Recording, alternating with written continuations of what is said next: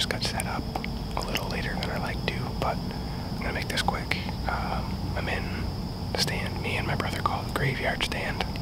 It's a joke we have because we both killed deer out of it the same day last year, so I've had deer coming through here in daylight in the evening a couple weeks leading up to the season, so I'm hoping tonight is the night that one slips up. We'll see.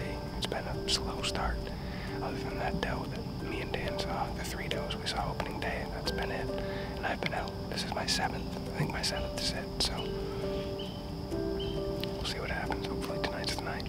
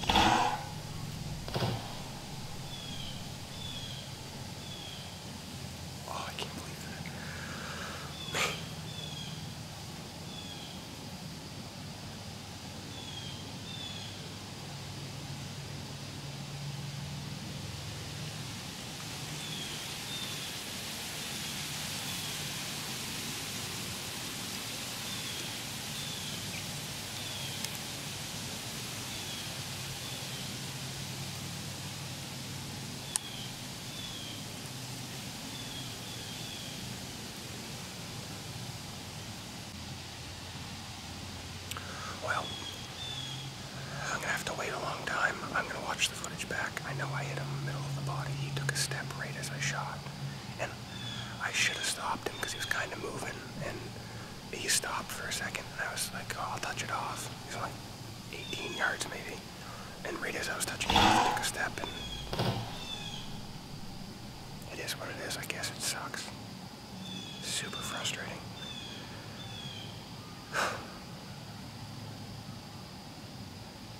Awesome to have him come in like that, though. That was cool.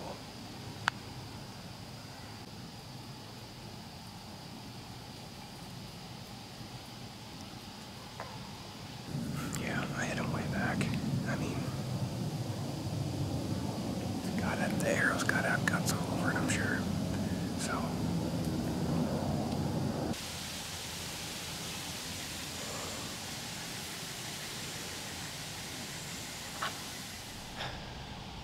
I was talking to the guys, and we all agree, for the most part, that I should just wait till the morning. There's not a ton of coyotes in this area. I am a little worried, but I think that's the only option I have. I don't think it makes sense to go after them, but I'm probably not going to sleep much tonight, but Hunter's got the morning off, and I'm not sure what Dan's up to. My brother Luke is on his way back from out of state, so he won't be here, I don't think, but we'll see. But yeah, we'll go after him in the morning, and we'll see what happens, I guess.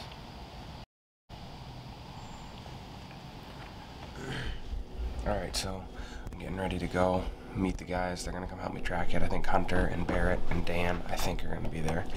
I got in at like 12:30 from taking the bear with Dan to the butcher, and so had to do some stuff as far as dumping some footage off of some SD cards and things like that and shower, so I didn't get to bed till 2 and didn't fall asleep right off, so I only got a couple hours of sleep, so hopefully they're more rested than me and can be more of a help than I'll be. But hopefully I'm really hoping we can find this thing. I laid in bed watching footage of it last night and thinking about it and stressing about it and whatever, so that's the first time I've had to leave a deer overnight. And yeah, when people say you don't sleep good or sleep much, it's very true. So anyway, hopefully we can recover them. We'll see. But yeah, excited to get out there and look for them. So I had no idea that there was even a chance of rain last night, and it looks like it rained. Like a half hour away from where I was hunting, so I'm praying that it didn't rain much there, because I think blood's already going to be hard to follow, so we'll see what happens, but who knows. How I set up my jet sled? You didn't bring it? 100% forgot. You're a loser. But don't worry, the cavalry is here. It's okay. Here at the Vacation Land Outdoorsman, we're good at finding paunch deer, because all we do is paunch deer. Well, it's okay. I promised Dan that you would have a jet sled, so he's like, well, I guess I'll come. So I better text him and tell him to go home. I'm 5 minutes down the road. I'm just kidding. Listen, we're going to make it into a backpack. Perfect. That's what we're going to do. I was just showing him the shot again on how terrible it was. Yeah. And then pictures of your bear, too, actually. I'll show you, because I haven't sent them to you. Oh, okay. But they're pretty cool. 2-inch rage, just a little bit outside of the cage. Shut up. Cool fight. Barrett hasn't texted me. I think he's sleeping. It's probably a good call. Yeah. Especially when you live like 2 hours away. Yeah. He's gonna drive from Hancock. I'm like, you don't have to come. He's like, no, I want to. When I first woke up, I was like, holy, I didn't sleep much. He's like, do I want to go? I'm just here to draw pins on good spots for me to come hunt. Exactly.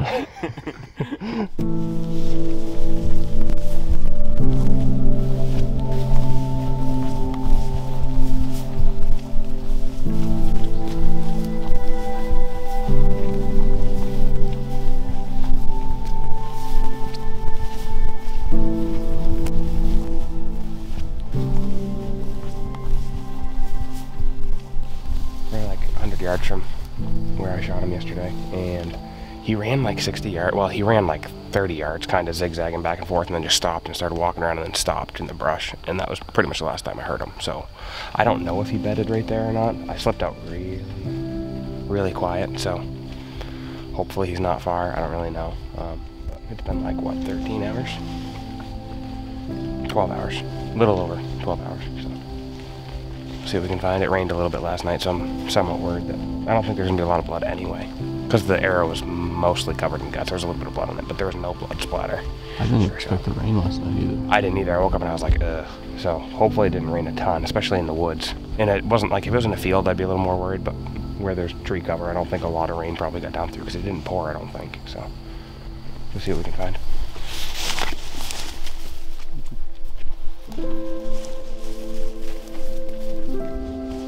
Such a close shot too. It was like 15 yards, 16, 17 maybe, I don't know, not far. When he stutter stepped, like I was about to stop him. He was just walking into that opening, my shooting lane, and I was already at full draw. And I had just checked the camera to see if he would be in frame, and he steps out, and he just did a hesitation where his leg went up, and he paused for like half a second, and right as he did that, I started to settle on his shoulder and squeeze, and right as he did, he just continued into his motion, and I just like one full step. Dang.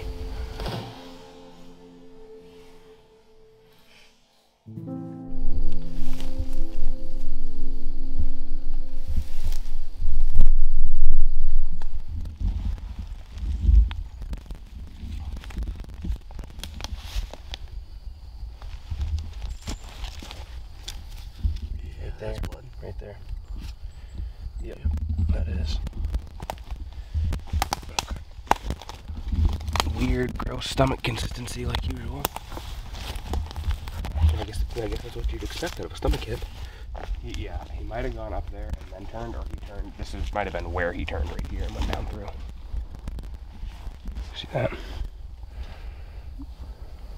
Blood right here. Yep, look at that right there. See? Fair amount of blood right here.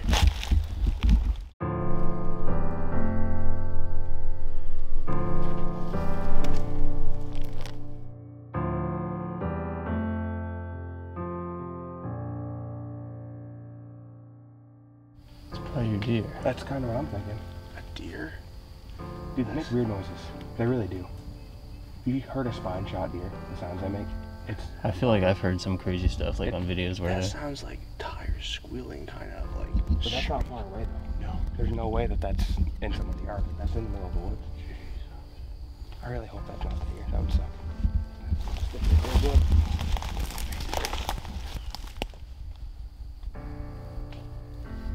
I really hope that's not the deer screeching. I feel like it is. I do too, but I don't want to just walk over there. Yeah. I'm like, if it's not, it's horrible if it is. Jeez.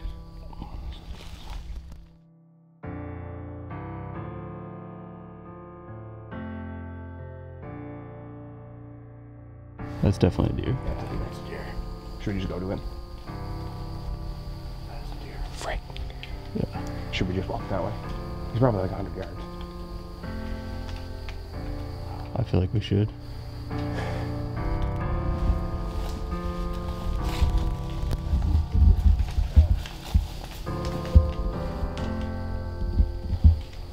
Were you recording that last time? Yep. So the audio, you guys could probably hear what just happened. Well, I think I got it twice. Yeah. Yeah, first we're like, what the frick is that? And then it's pretty evident now what it is. Yeah.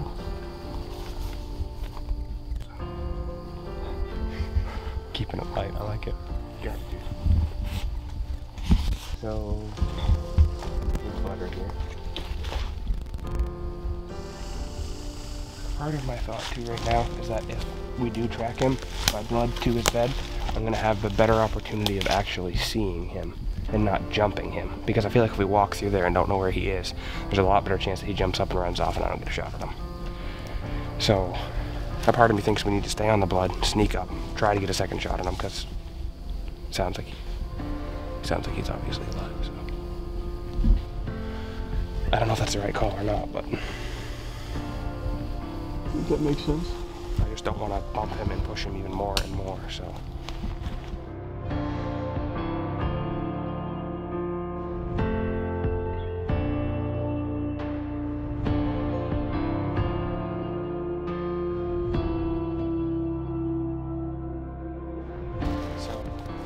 We followed blood for, I don't know, 40 yards maybe.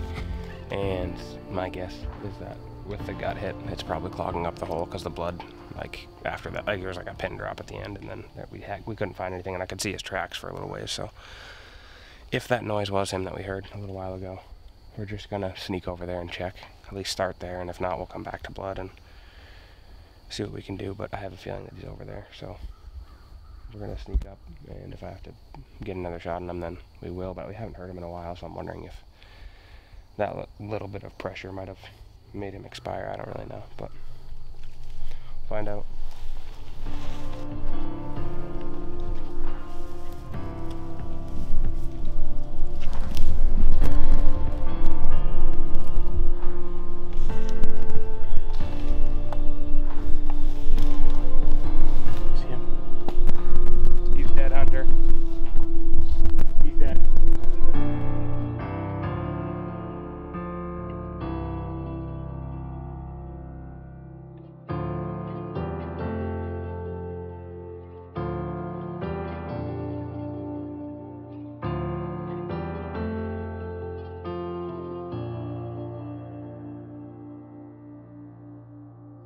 So yesterday I came in, I actually wasn't even planning on coming here. I was planning on going to my other spot, and last minute I was like, I'll come here. And I was actually gonna do a hanging hunt. So I walked across the other side from my stand and walked around for like 5 minutes and decided I didn't really like what I was seeing, especially because it was only 100 yards from my stand. And I was like, if they're gonna come through here, they're gonna come to my stand. So I ended up just climbing up on my stand, and it was pretty calm when I got up in here, but then it got windy for a little while.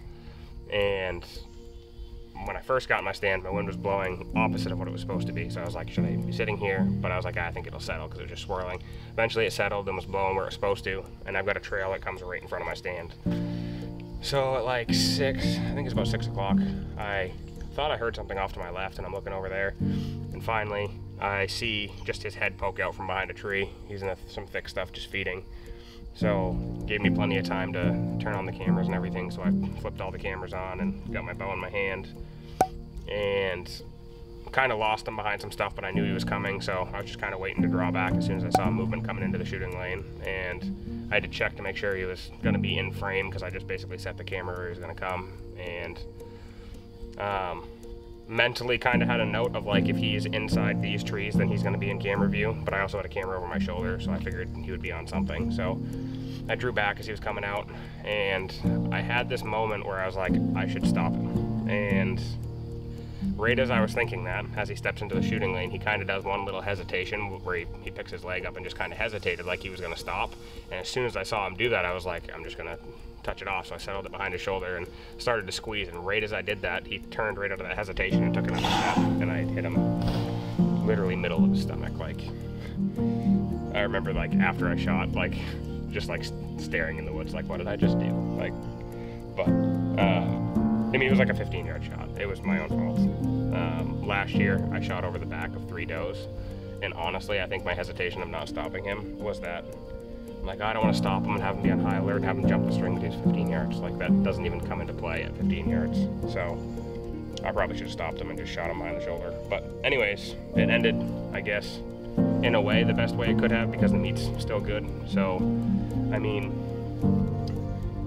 I would have liked for him to die quicker, but at the same time, if he dies 8-10 hours ago, it was 60 last night, so the meat might have been bad. We would have lost at least some meat, and more chance, I think, of coyotes getting to him and stuff. So when we came in, started tracking him, and it was still pretty dark, and we could, well, did we hear him right off, or did I pack my stuff up first at the stand?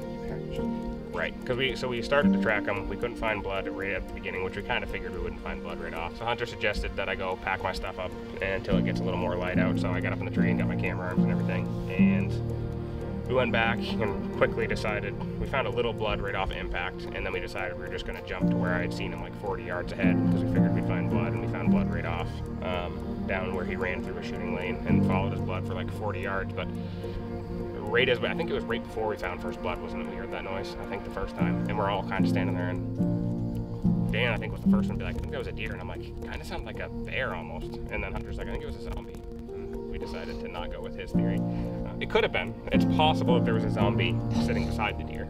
He was coming to get the deer. Right, he was, and then we scared him off. Okay. Yeah, so anyways, we kept tracking him, and we debated just coming over, because it's like, well, should we just walk over to where we hear him? Because the second time it happened, me and Dan were kind of like, yeah, it's probably deer. And at that point, I was really debating on whether we should come over and just try to get a second shot on him. But I don't think we would have, honestly, because we would have walked in probably the same way we did.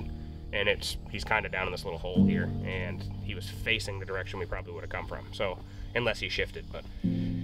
So we decided to keep tracking him, hopefully follow his blood so that we could actually see the direction of where he'd be bedded and maybe get a second shot at him. We heard him make a noise again the third time, and at that point, like, we're like, that's definitely him. And we kind of lost the blood a little bit where we couldn't find it. I think the hole was just getting plugged up from the stomach shot. So we were like, yeah, let's just go over. So we snuck over as slow as, pretty slow, and I think we were maybe 20 or 30 yards that way, and I just spotted his head. I could see the antler sticking up. He's just laying here.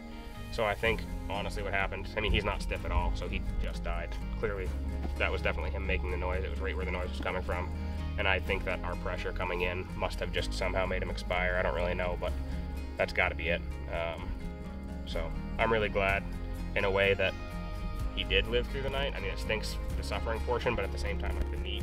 So it's kind of like a lose-lose, I guess, in a way. But thankful, very thankful that I didn't end up either having to call a dog or lose him or something, and that we'll be able to get a bunch of meat out of it too. So very thankful. Thankful for the guys for coming too. Appreciate it. Big help. Always. Big help. Man, Dan shot that bear last night, so it's been a good, I don't know, 12 hours. We can't spread out our kills apparently, so we like to just not sleep and whatever, but.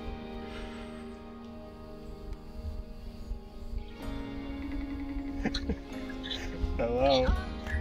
Lila, are you right there? Hey, girls, look at this, girls. Check this out. What?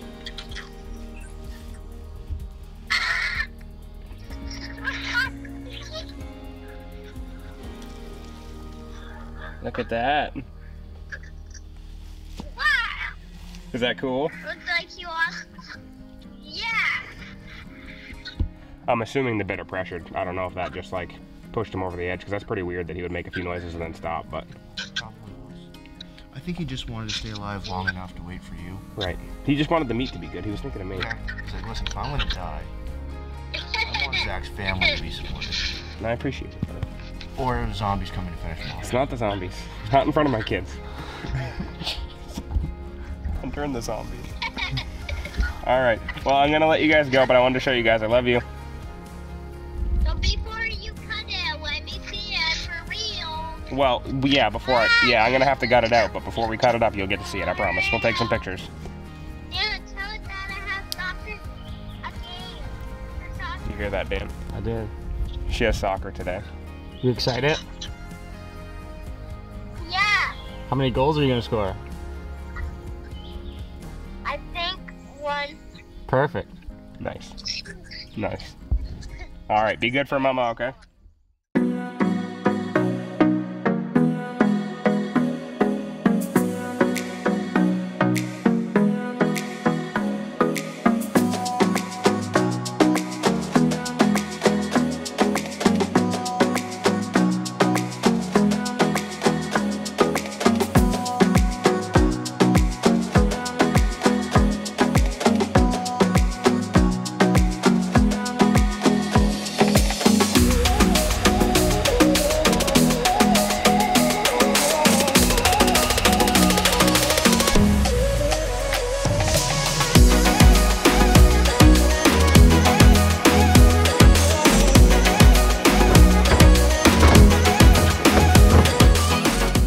Zach's hand keeps slipping from all the fat and grease on the fur. My hand keeps slipping because I'm weak. Oh, look at all that fat and grease. Lomo, cardio. Because I'm bald. Haven't you ever heard the story in the Bible about Samson and his long hair? And then Delilah cuts it?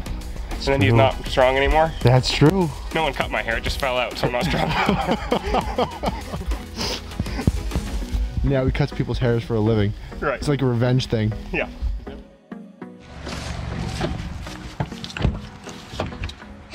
What's up? You get camo shirt on and everything. Yeah. Oh, Hi, Lila. You gonna come out and see the deer? I brought the camera. Are you gonna come out and see the deer? Where's the camera? Oh, Yeah. I bring the camera. Oh, you brought your camera? Yeah. Oh, cool, babe. Come see it.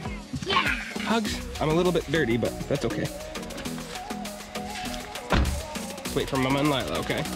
How are you? High five? Yeah. My hand's all kind of clean. I washed it off. Are you excited? Yeah. We found them really quick. Oh, you did? Pretty quick. Pretty quick. Hello. How you doing? Are you excited? Yeah. Whoa! Cool. Look at his tongue. Is that cool? Yeah. Yeah, so we were talking about it. We don't know what happened because this antler's like broken. Look at that. So it broke while he was in velvet, because he's still got some velvet on there. Or he maybe got like hit by a car or something, just nicked. And it broke out of the skull, I don't know, but pretty crazy.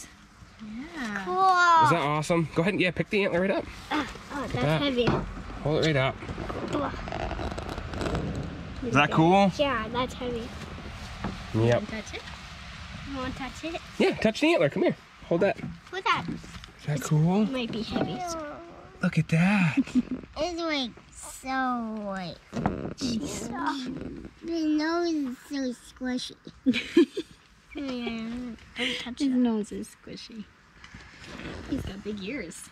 Yeah. Look how big his ears are. Pretty cool, huh? Yeah. Yeah. Look. First one of the year. That's the earliest I've ever shot a I deer. was gonna say that was September I thought it was the 17th. earliest. Because it's the 18th, right?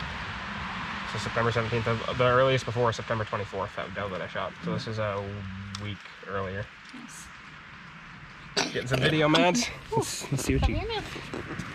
No, you didn't. Cool. I'll have to throw... Here, hit record. Hit record.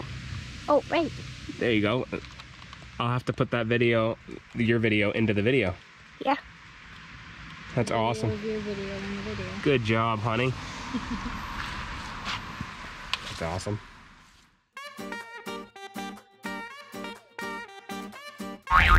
Selfies. Vortex. Even representing the binos. Get it. I figure your weak arm's stronger than my strong arms. I don't have a weak arm. Because we have like different views on what is high and what isn't. Like all his stands are high to me. But I'm like, no, this one actually is high. Yeah, it's a high stand. That's up there. My plan usually, if Dan's filming for me, is I set the stand up without him, and then we go for a morning hunt in the dark. Yeah. So I'm up in the stand first, setting things up, and then he's halfway up the sticks going, where are you? I'm up here, okay. Just keep coming, Dan, it's fine. And I'm hugging the tree for dear life. I didn't even make fun of him for it, because it's pretty legitimate. Tethered in 4 spots. Yeah, seriously. I'm like, Dan, the deer's coming, can you grab the camera? And you're like, yep, second. Yeah, no. Love it. Does he look massive? Oh yeah, he looks great. He's really handsome. You can even do your audio too. Thanks to Onyx Maps, I was able to pull up the aerial view and see exactly where the deer was dead. Hashtag Onyx. Hashtag know where you stand. Hashtag know where your deer is bedded. Also, quick note. If you want 20% off Onyx, use our code. The link is in the description. So, Sign up on the website though. yeah, sign up on the website. It doesn't work. Don't do it on your phone.